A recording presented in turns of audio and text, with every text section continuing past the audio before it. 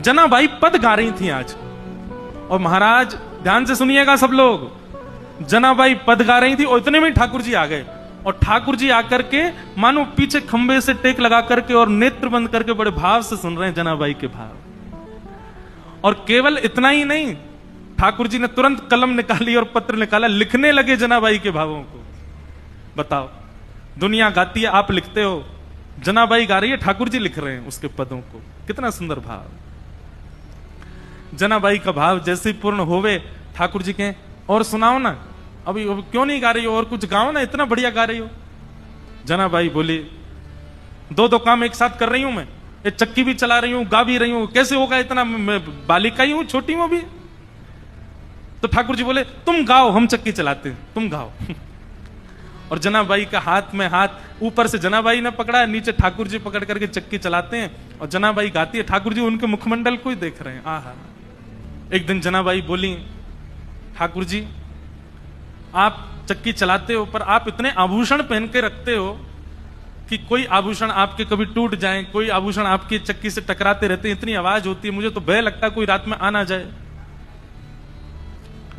ठाकुर जी बोले, हम आभूषण उतार देते हैं। तो ठाकुर जी ने अपने सारे आभूषण उतार करके रख दिए और लिए चक्की पीसने लगे।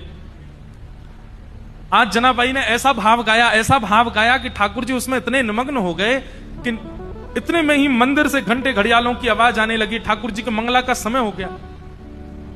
ठाकुर जी तो व्याकुल हो गए, बोले अभी भागना पड़ेगा, दौड़ना पड़ेगा, मंदिर में नहीं मिला तो महाराज बड़ा दिक्कत हो जाएगी, सब जगह ढूंढेंगे और मैं कहीं आता हुआ दिखा तो सब समझ जाएंगे मैं चलता फिरता बोलता हूं, पूरी दुनिया पकड़ लेगी मुझे, कैसे जाऊं। तो जनाबाई की एक काली सौल थी, ठाकुर जी भी श्याम वर्ण के, काली सौल और उड़ ली ठाकुर जी ने ऊपर से, और सीधे ठाकुर जी अपने छोटे छोटे पांव से दौड़ रहे गोपालपुर से मंदिर की ओर। मंगला का समय हो गया है, कपाट खुले उससे पहले भीतर पहुंच जाऊं। यहां रुक्मणी जी ने पीछे का दरवाजा खोल के रखा कि जल्दी आओ, भीतर सब पहुंच गए वैष्णव जन। ठाकुर जी बेचारे मुकुट उकुट संभाले, अपना भीतर पहुंचे, भीतर जाकर खड़े हो गए। इतने में कपाट खुले। कपाट खुले, दो गलती हो गई ठाकुर जी से। क्या? अपने आभूषण भूल आए जनाबाई के यहां, और जनाबाई की सौल पहन के खड़े हो गए वहां पे। जैसे ही कपाट खुले, पुजारी बोले, हैं ये आभूषण कहां गए, और ये पुरानी सी काली सी सौल किसकी ओढ़ रखी है।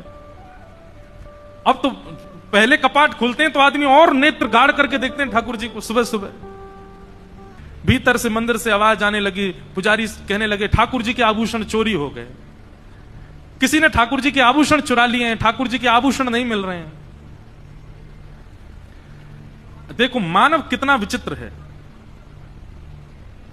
ये उन मानवों की निंदा नहीं, हम आप सब भी होते तो हम भी यही कहते।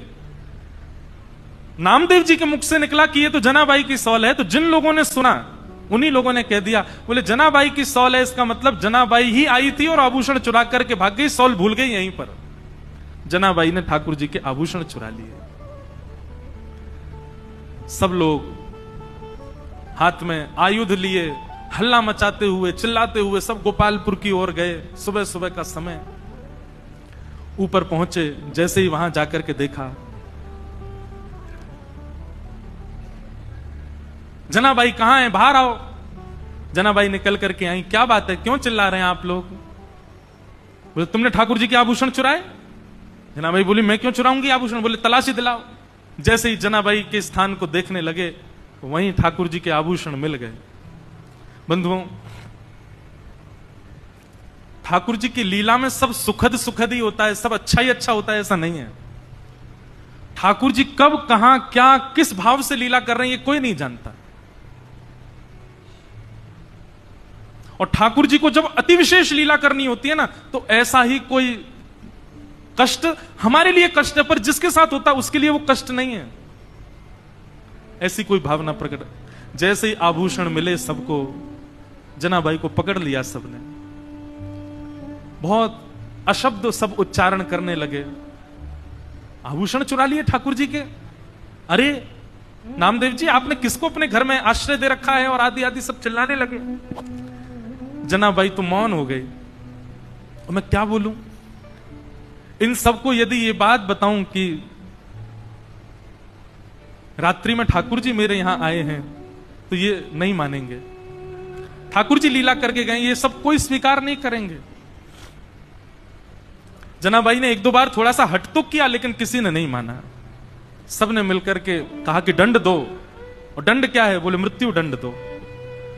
नामदेव जी मनी मन समझ गए कि ठाकुर जी अब जनाबाई को अपने अंतरंग लीला में प्रवेश देना चाह रहे हैं, इसीलिए लीला चल रही है। समाज के लोग उनके भाव को नहीं समझ पा रहे थे। ये संसार का एक नियम है कि जब मूल व्यक्ति हमारे सन्मुख होता है तब हम उसके भाव को नहीं समझ पाते। आज उन्हीं जनाबाई को पूरा विश्व पूज रहा है। पंढरपुर आने वाला हर वैष्णव प्रणाम कर रहा है। एक सूली लगा दी गई, जनाबाई को खड़ा कर दिया उसमें, परंतु श्री पंडरीनाथ भगवान ऐसा होने तो नहीं देते। देखते ही देखते जो सूली बनाई गई थी वो जल के आकृति में परिवर्तित हो गई और श्री जनाबाई ठाकुर जी में ही विलीन हो गए। ठाकुर जी में ही उनका समावेश हो गया।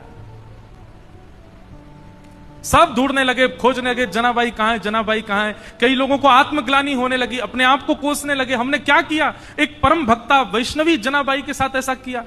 और अब कहां जनाबाई मिलने वाली हैं, वो तो श्री विठल के साथ में है, विठल के अंतरंग भाव में प्रवेश कर गए।